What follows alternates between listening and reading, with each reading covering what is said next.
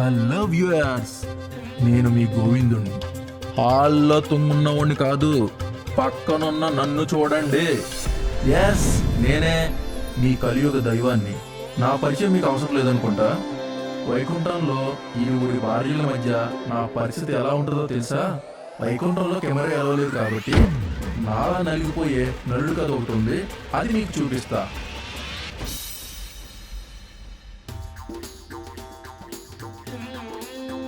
వాడు నా భక్తుడే కాదు, నీ ఫాలోవర్ని కూడా. నా ఫాలోవర్ కూడా నాలాగే ఇద్దరు భార్యలు.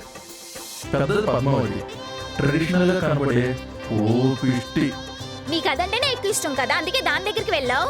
చిన్నది లక్ష్మి, ఆధార్ కార్డులో ఫోటోలా అమాయకంగా ఉంటది కానీ పొసెసివ్నెస్ మాత్రం పీక్స్.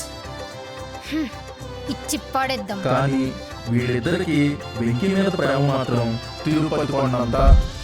మన స్టోరీలో రసవత్తరమైన క్యారెక్టర్ ఒకటి ఉంది, అదే వెంకీ వాళ్ళ తాత. చెంగావి రంగు చీర కట్టుకున్న చిన్నది. ఈయన బిర్యానీలో దాచిన చెట్లు అంటాడు, తినడానికి పనికిరాదు, లేకపోతే రుచి రాదు.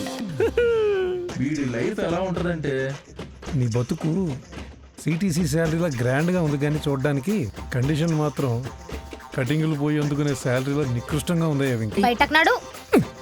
ముగ్గురు గౌరవం లేకుండా గెంటేస్తావా? సర్లే.